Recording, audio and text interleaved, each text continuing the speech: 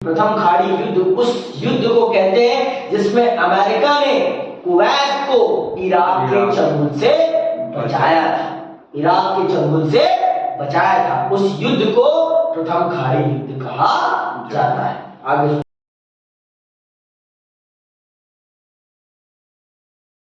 1990 के अगस्त में इराक ने कुवैत पर, ये सुनना बहुत ध्यान से, 1990 के अगस्त में इराक ने कुवैत पर हमला किया और बड़ी तेजी से उस पर कब्जा जमा लिया। उस पर कब्जा जमा, ये कब का समय काल है? 1990। ध्यान से सुनना ये चीज कि अगस्त में इराक ने कुवैत पर हमला किया और बड़ी तेजी से उस पर कब्जा जमा लिया। इराक को समझने बूझने की तमाम राजनयिक इराक को समझाने बुझाने की तमाम राजनयिक कोशिशें जब नाकाम रही तो संयुक्त राष्ट्र संघ ने कुवैत को मुक्त कराने के लिए बल प्रयोग की अनुमति दे दी। अंडरलाइन कर लेना इस चीज। किसने दी है अनुमति? संयुक्त राष्ट्र संघ। क्या अनुमति दी है? बल प्रयोग करने। ठीक, सुनना है। शीत युद्ध के दौरान ज्यादातर मामलों में चुप्पी साथ देने वाले संयुक्त राष्ट्र संघ के लिहाज से एक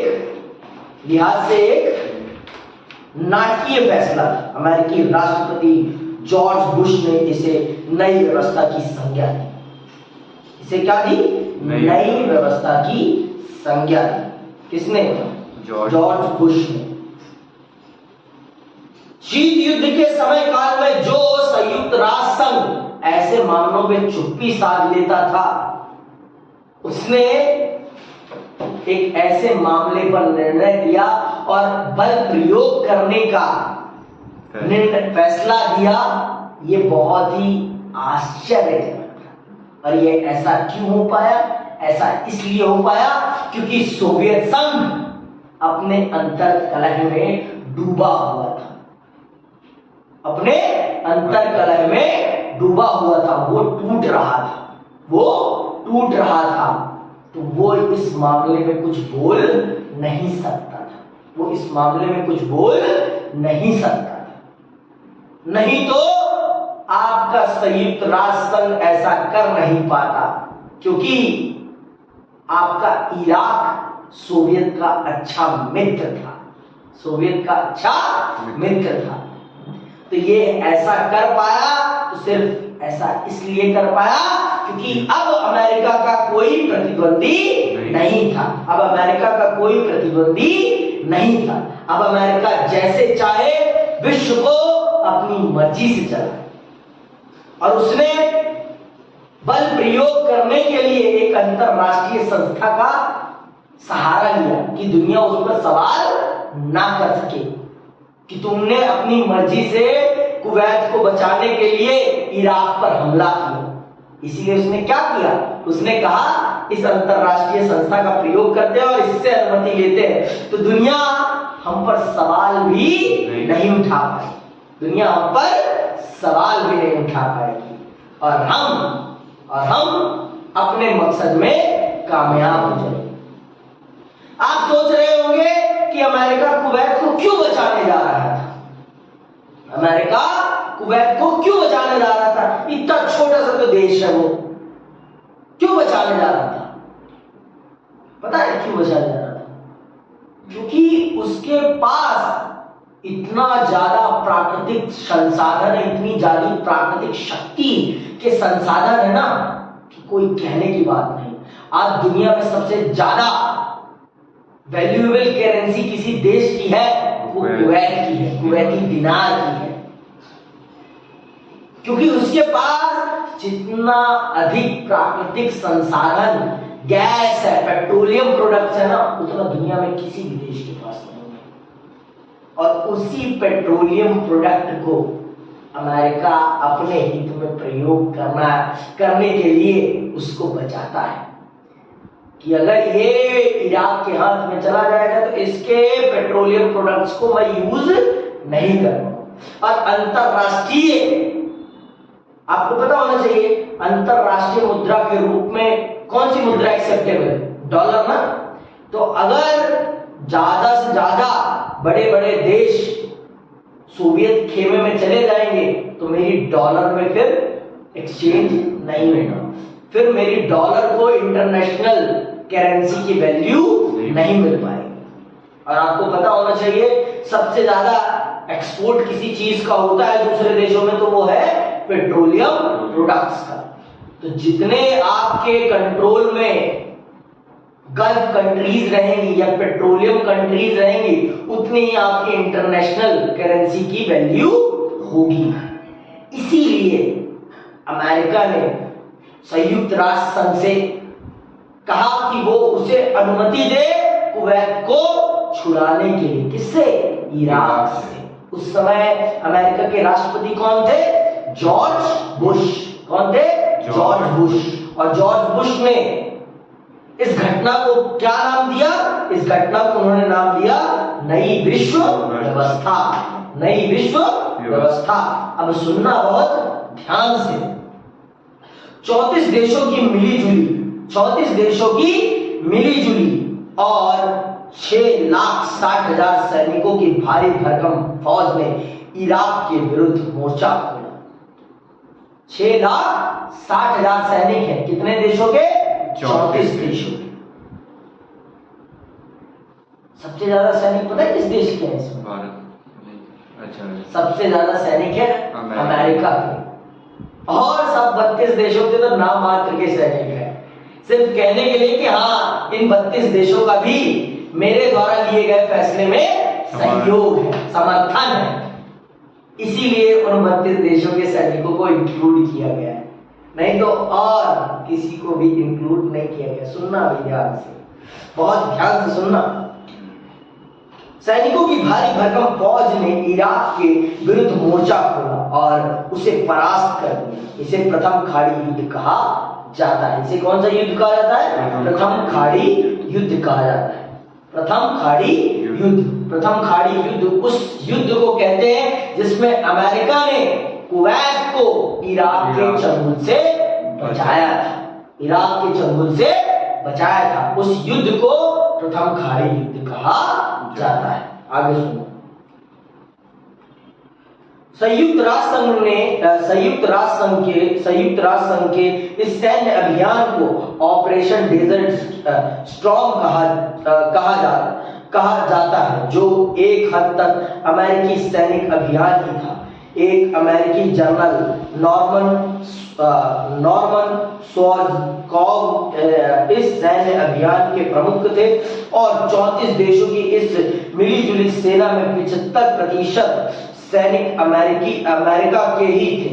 हालांकि इराक के राष्ट्रपति सद्दाम हुसैन का ऐलान था कि यह 100 जंगों की एक जंग साबित होगी, लेकिन इराकी सेना जल्दी ही हार गई और उसे कुवैत से हटने पर मजबूर होना पड़ा।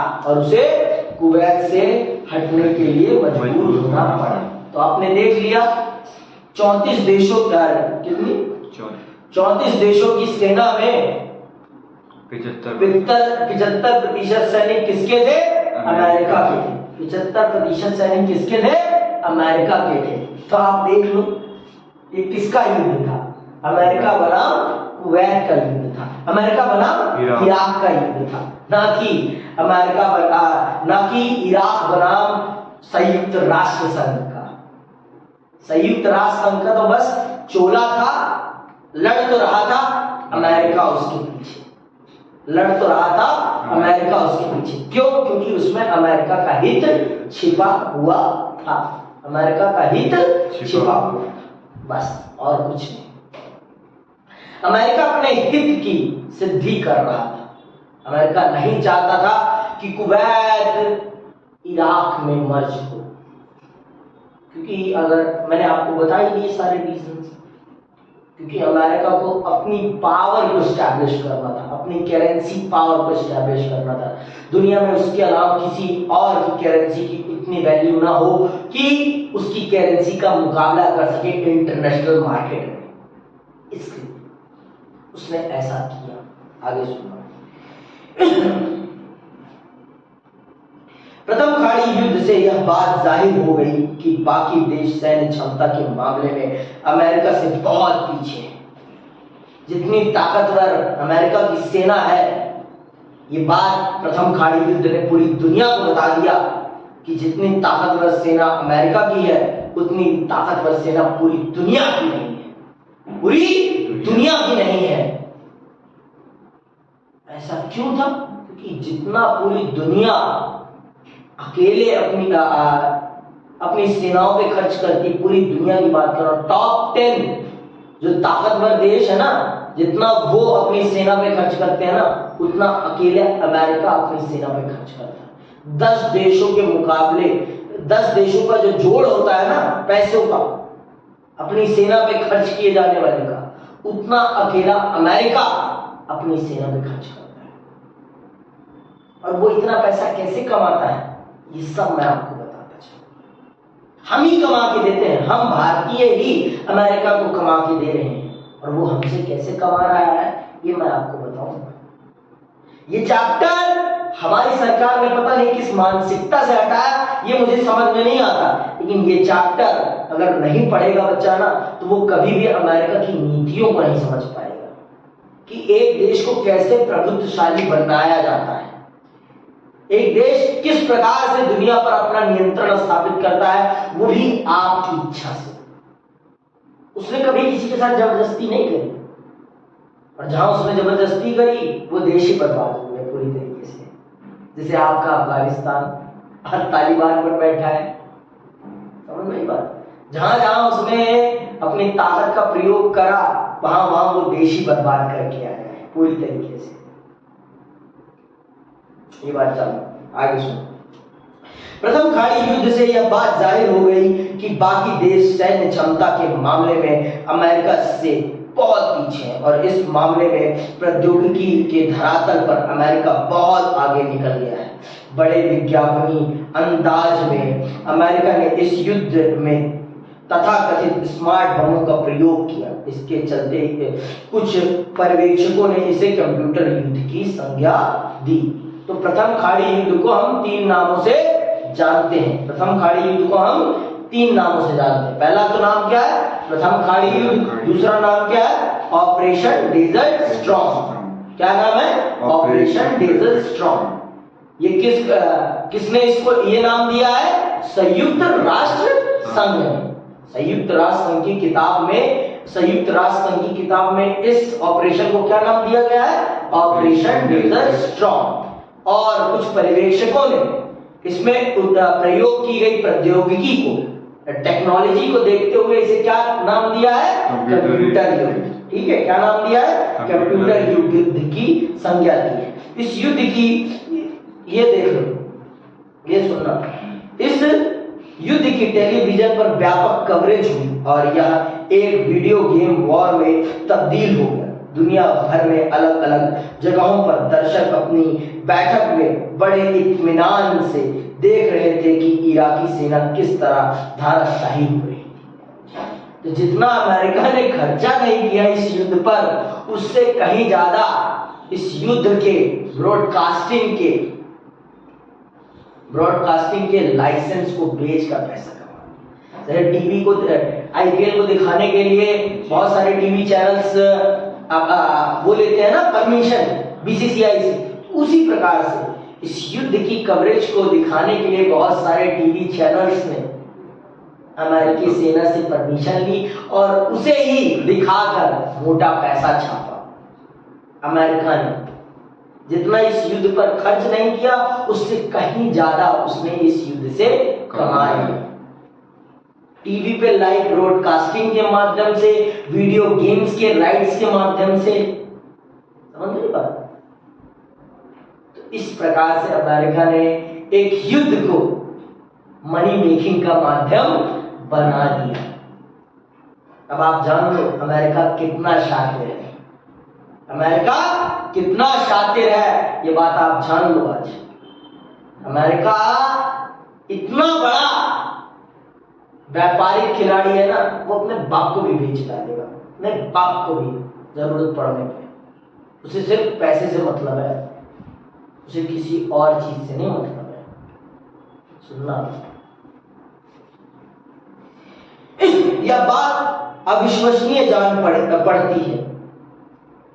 अविश्वसनीय मतलब विश्वास नहीं हो सकता, किसी को इस बात पर विश्वास नहीं हो सकता कि युद्ध में जितना पैसा लगाया था उससे कहीं ज्यादा अमेरिका ने उस युद्ध से छाप ली है। सुनना भी ध्यान से, यह बात अविश्वसनीय जान पड़ती है, लेकिन अमेरिका ने इस युद्ध में मुनाफा कमाया। कई रिपोर्टों में कहा गया कि अमेरिका ने जितनी रकम इस जंग पर खर्च की उससे कहीं ज्यादा रकम उसे जर्मनी, जापान और सऊदी अरब जैसे देशों से मिली थी। सिर्फ किस लिए? क्योंकि वो लोग अपने टीवी पर इस युद्ध को दिखा रहे हैं, वो लोग इस युद्ध को अपने टीवी पे दिखाना चाह रहे थे। समझ में? कुछ ऐसे चला अमेरिका का वर्चस्व, कुछ ऐसे प्रारंभ हुआ। आप देखो, समझो, ये समझने वाली बात है कि अमेरिका कहता तो है कि मैं मानवीय अधिकारों का बहुत सम्मान करता हूं, वो सिर्फ अपने देश के लोगों के लिए कहता है। उसे दूसरे देश के लोगों के साथ अगर अपने हित के लिए कैसा भी करना पड़े ना, कर देता है। वो करने में कभी भी हिचकिचाता नहीं है। उसे सिर्फ अपने देश से मतलब है, उसे सिर्फ अपने देश से मतलब है, किसी और से मतलब नहीं, किसी और से मतलब नहीं। वो अपने फायदे के लिए पूरी दुनिया का प्रयोग करता है, बहुत ही बेहतरीन तरीके से, बहुत ही बेहतरीन तरीके से, और दुनिया अपना इस्तेमाल कराती है उससे, मजबूर है दुनिया उससे इस्तेमाल कराने के लिए। और उसने कैसे पूरी दुनिया को मजबूर किया है, इस रास्ते पर लाके खड़ा कर दिया है कि अगर वो अमेरिका का साथ छोड़ देंगे तो उनके देश में आर्थिक संकट आ जाएगा। ये समझेंगे आप इस चैप्टर